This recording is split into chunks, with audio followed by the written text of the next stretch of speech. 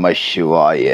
நேயர்கள் எல்லாருக்கும் வணக்கம். இந்த வீடியோவில் 2024 வருடத்தோட கடைசி மாசமான டிசம்பர் மாச ராசி பலன் அப்படிங்கிறது தான் நம்ம பார்க்க போறோம். அதாவது குரோதி வருடம் கார்த்திகை மாசம் 16ஆம் தேதி ஞாயிற்றுக்கிழமை விருச்சிக லக்னத்துல பிரதமை திதியில இந்த டிசம்பர் மாசம் அப்படிங்கிறது பிறக்குது. இந்த மாசத்துக்கு உண்டான நவ கிரகங்களோட அமைப்பு ராசி மாற்றம் அப்படின்னு பாத்தீங்கன்னா, கிரகங்களோட ராஜா சூரியன் மாச தொடக்கத்துல விருச்சிக ராசியில இருக்காரு. 16ஆம் தேதி தனுசு ராசிக்கு போறாரு. செவ்வாய் இந்த மாசம் முழுக்க கடகராசியில நீசத்திலையும் இருக்காரு. மாசம் தொடங்கி 3ஆம் தேதி செவ்வாய் வக்கரம் அடைகிறாரு. இது ரொம்ப முக்கியமான ஒரு அமைப்பு. இதை நம்ம ரொம்ப துல்லியமா பார்க்கணும். அது மாதிரி புதன் விருச்சிக ராசியில் இருக்காரு. சுக்கிரன் தனுசு ராசியில் இருக்காரு. 18ஆம் தேதி மகர ராசிக்கு போறாரு. 30ஆம் தேதி கும்பராசிக்கு போறாரு. குரு பகவான் ரிஷபராசியில வக்கர நிலை அப்படிங்கிறதுல இருக்காரு. சனி பகவான் கும்பராசியிலையும், விஷப்பாம்பு ராகு மீனராசியிலையும், விஷமற்ற பாம்பு கேது கன்னிராசிலையும் இருக்காங்க.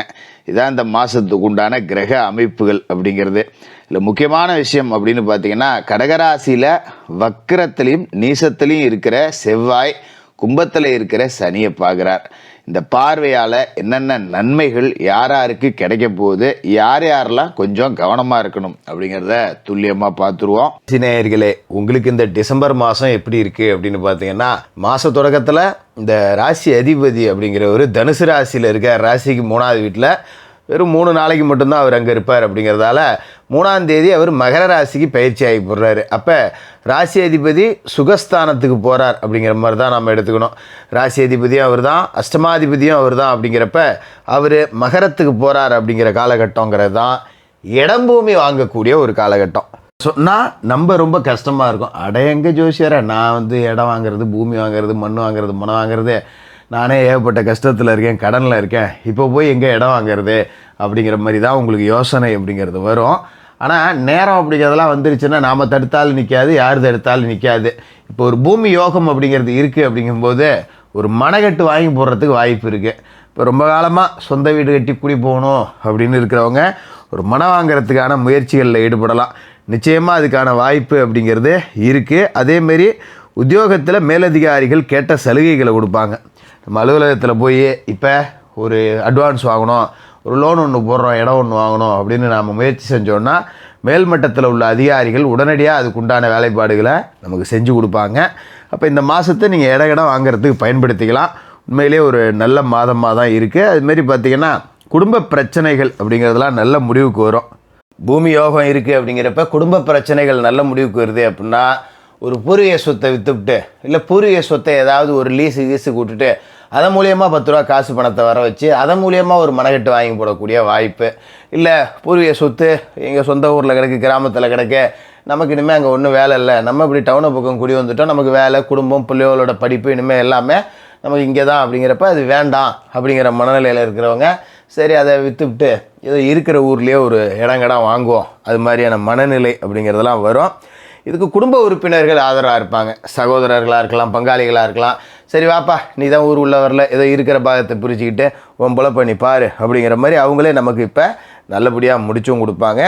சில பேருக்கு வாகன யோகம் அப்படிங்கிறது இருக்குது. வாகனம் அப்படிங்கிறது வாங்கலாம். ரொம்ப காலமாக ஒரு பழைய வண்டியை ஒன்று வச்சு உருட்டிக்கிட்டு இருக்கேன், பெருசாக மைலேஜ் கொடுக்க மாட்டேங்குது, அடிக்கடி ரிப்பேர் ஆகி போகுது, இதை நம்பி எங்கேயும் வெளியூருக்கு போக முடியல, ஏதோ உள்ளூருக்குள்ளே வச்சு ஓட்டிகிட்டு கிடக்கலாம், வெளியூருக்கு போனால் பக்கத்து வீட்டில் எழுத்த வீட்டில் நான் ஒரு வண்டி வாகனம் கூட கடை வாங்குற மாதிரி ஆகி போதே அப்படிங்கிறவங்களுக்கு ஒரு புது வாகனம் வாங்கக்கூடிய யோகம் இருக்குது.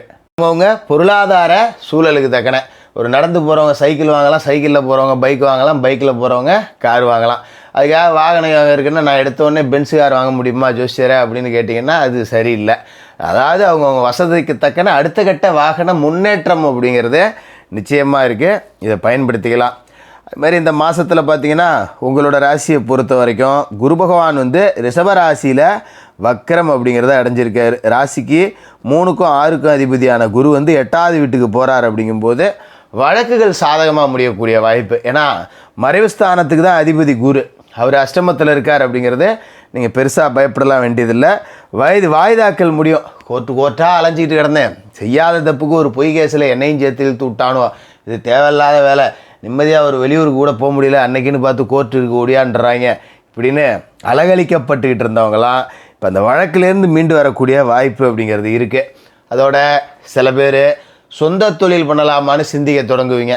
ரொம்ப காலமாக நானும் ஒருத்தன்ட்டே வேலை செய்கிறேன், ஒன்றும் பெரிய மட்டு மரியாதை இல்லை, ஒரு நல்லது கெட்டதுக்கு கூட லீவு தர மாட்டேங்கிறாங்க, அல்ல அர்ஜென்ட்டுக்கு 10 ரூபா கேட்டால் கூட தர மாட்டேங்கிறாங்க, எவ்வளோ வேலை செஞ்சாலும் எப்படி பாடுபட்டாலும் சம்பளத்தை தாண்டி சல்லி காசு நமக்கு வரமாட்டேங்குது அப்படின்னு நினைக்கிறவங்க, இதுக்கு மேலே போ, இன்னொருத்தனுக்கு உழைச்சி ஓட்டுனது போதும், நம்ம சொந்த தொழில் ஒன்று தொடங்கலாம் அப்படிங்கிற எண்ணம் வரும். அதுக்கு நேரம் நல்லா இருக்குது, இப்போ செஞ்சு பார்த்துடலாம், நீங்கள் அதை பற்றி கவலைப்பட வேண்டியதில்லை. அதுமாரி சனி செவ்வாய் பார்வை அப்படிங்கிறது இருக்குது. கடகராசியில் இருக்கக்கூடிய செவ்வாய் நீசம் அடைஞ்சிருக்காரு. அவர் கும்பத்தில் இருக்கிற சனியை பார்க்குறாரு. உங்களோட ராசிக்கு 2க்கும் 7க்கும் அதிபதியான செவ்வாய் இந்த பகை கிரகத்தை பார்க்குறாரு. அப்படிங்கும்போது கொஞ்சம் லேசாக எதிர்காலத்தை பற்றின பயம் அப்படிங்கிறது வரும். ஏன்னா செவ்வாயோட பார்வை உங்களோட ராசிலையும் உழுது, கும்பராசியில் உழுவுது, மகர ராசிலையும் உழுவுது. அப்படிங்கிறப்ப நமக்கு லேசாக கொஞ்சம் பயம் வரும். ராசியவே செவ்வாய் பார்க்குறாரு இல்லையா, எதிராளிகள் பயம் அதிகம் இருக்கும். என்னமோ நம்மளை சுற்றி ஏதோ ஒரு பெருசாக ஏதோ பிரச்சனை நடக்கிற மாதிரியே ஒரு ஃபீலிங் இருக்குது அப்படிங்கிற மாதிரி போட்டு மனசை குழப்பிப்பீங்க. அது தேவையில்லை. அதனால் நீங்கள் கவலைலாம் பட வேண்டியதில்லை. எது வந்தாலும் இன்னும் ஜெயிக்கலாம் முடியாது உங்களை. ஏன்னா பூர்வ புண்ணிய ஸ்தானத்தில் சனி உட்காந்துருக்காரு. வந்தீங்கன்னா அடி வாங்கிட்டு தான் போவீங்க, வாங்கடா பேசிக்குவோம் அப்படின்னு சொல்லிட்டு கவலைப்படாமல் இருக்கிறது அப்படிங்கிறது தான் இந்த காலகட்டத்தை பொறுத்த வரைக்கும் நல்லது. அது மாதிரி வக்கரமாகவும் ஆயிடுறாரு. மாதம் தொடங்கி 3வது நாளில் செவ்வாய். ஆனால் சப்தமாதிபதி செவ்வாய் வக்கரம் அடைகிறது அப்படிங்கிறது ஒரு லேசான பின்னடைவு அப்படிங்கிறது தான். ஏன்னா முக்கியமான இடத்துக்கு சொந்தக்காரர் இல்லையா அவர். ராசியாதிபதி சுக்கிரனுக்கு செவ்வாய் ஒரு பக்கம் பகை கிரகம், பகையாளி வலு இழக்கிறது அப்படிங்கிறது நமக்கு நல்லது தான். ஆனால் நல்ல இடத்துக்கு அதிபதியாக இருக்கார், என்ன பண்ணுறது, நல்ல இடத்துக்கு அதிபதியாக இருக்கிறவர் பலம் இழக்கிறார் அப்படிங்கிறப்ப நமக்கு கொஞ்சம் மன வலிமை குறையும். பார்த்தீங்கன்னா தனாதிபதியாக அவர் இருக்கிறதால தனவாக்கு குடும்பம் இந்த விஷயங்களில் நாம் முக்கிய முடிவுகள் எடுக்க வேணாம். எங்கேயும் வாயை விட்டு பேசிடக்கூடாது. ஒரு அரசியல்வாதியாக இருக்கேன், ஒரு மேடையில் பேசுகிறேன் அப்படிங்கும்போதெல்லாம் கண்டது கிடையாதையும் எடுத்து கட்டி கோவத்தில் பேசிவிட்டு அப்புறம் வருத்தப்படக்கூடாது. குடும்பமான வரைக்கும் கோவத்தை குறைச்சிக்கணும். கண்ணாப்புனாலும் கோவம் வரும், என்னடா அவன் எப்பவும் இப்படி பேச மாட்டான், இப்போ இப்படி பேசுகிறான் அப்படின்னு நம்மளை சுற்றி 4 பேர் இருக்கிறவங்களே ஆச்சரியப்படுவாங்க. அவ்வளோ கோவம் வரும். வழக்கமாக நம்ம பொறுமையான ஆள் தான், ஏன் நம்ம இப்படி கோவம் வர்றோன்னு உங்களுக்கே கூட தோணும். அதனால் கோவத்தை பாராட்டுறதை குறைச்சிக்கணும். யாருக்கும் வாக்கு கொடுக்கக்கூடாது, யாருக்கும் ஜாமீன் போடக்கூடாது. குடும்பத்தில் கணவன் மனைவிக்குள்ளே ஒரு சண்டை அப்படின்னா கொஞ்சம் விட்டு கொடுத்து போகணும். ஏன்னா கலத்துறதுக்கும் அவர் தானே அதிபதி. அதுமாதிரி கூட்டு தொழில் கூட்டாளிகளுக்குள்ள வம்பு வழக்கு, பஞ்சாயத்து போக்குவரத்து, வாக்குவாதம் எதுவும் இந்த காலகட்டத்தில் செஞ்சுக்க வேண்டாம். இதுமாதிரி கூட்டை பிரிக்கிறேன் போகிறேன் வரேன் அப்படின்னா கூட கொஞ்சம் நாளைக்கு அப்படியே இழுத்து பிடிச்சிக்கிட்டு அப்புறமா முடிவெடுத்துக்கிறது நல்லது. ஏன்னா அவசரப்பட்டு குட்டையில் விழுந்த கதையாக உழுவக்கூடாது அப்படிங்கிறதால கொஞ்சம் பொறுமையாக இருந்துங்க. அதோட முக்கியமான விஷயம் என்ன அப்படின்னு பார்த்தீங்கன்னா, உங்களோட ராசியை பொறுத்த வரைக்கும் பூர்வ புண்ணிய ஸ்தானத்தில் சனி பலமாக இருக்கார். சனி பலம் அடைஞ்சிருக்கிற இந்த நேரத்தில் குலதெய்வ அனுகிரகம் அப்படிங்கிறது இருந்துட்டாலே உங்களுக்கு கோடீஸ்வர யோகம் வந்துட போகுது. சனி எங்கே பயணமாக போகிறாரு, 5லேருந்து 6க்கு சூப்பரான இடத்துக்கு தான் பயணமாக போகிறாரு. அப்போ குலதெய்வ பிரார்த்தனை அப்படிங்கிறது ரொம்ப அவசியம். குலதெய்வ பிரார்த்தனை அப்படிங்கிறத செஞ்சுக்கிட்டிங்கனாலே ரொம்ப சிறப்பான எதிர்காலம் அப்படிங்கிறது உங்களுக்கு இருக்குது. அந்த வகையில் இந்த டிசம்பர் மாதத்தில் பங்காளிகள் சகிதம் அண்ணன் தம்பி சகிதமாக குலதெய்வ கோயிலுக்கு போய் ஏதோ ஒரு நல்ல நாளில் ஒரு பொங்க வச்சு குலதெய்வத்தை மனசார வணங்கிட்டு ஏதாவது வேண்டுதல் இருந்ததுன்னா மனதார வேண்டிங்க. குலதெய்வத்திட்ட வேண்டும்போது எப்படி வேண்டணும் அப்படின்னா, ஒரு அகல் விளக்கில் எண்ணெய் நிரப்பணும், முழுசாக நிரப்பக்கூடாது. முழுசாக நிறைஞ்சிதுன்னா நம்ம மனம் நிறைஞ்சி வரோன்னு அர்த்தம். அதாவது ஒரு வேண்டுதல் நிறைவேறிச்சுன்னா அதை மனசார நான் ஏற்றுறேன்னு முழு விளக்கு ஏற்றணும். நம்ம வேண்டுதல் வைக்கிறோங்கிறப்ப குறை மனசோட தான் நம்ம வேண்டுதல் வைக்கிறோம், எனக்கு இது வேணும் வாழ்க்கையில் அப்படின்னு. அப்போ குறைவாக தான் எண்ணெய் ஊற்றணும். எண்ணெய் ஊற்றி ஏற்றிட்டு வேண்டுதலை வச்சுக்கிங்க, நிச்சயமாக நிறைவேறும். அதில் எந்த மாற்றமும் இல்லை. ஏலபாளைகளுக்கு உங்களால் முடிஞ்ச உதவிகள் அன்னதானம் அப்படிங்கிறத செஞ்சுக்கிட்டு வாங்க. இந்த டிசம்பர் ரொம்ப சிறப்பாக இருக்கும். துளாராசிக்காரர்களுக்கு வாழ்த்துக்கள்.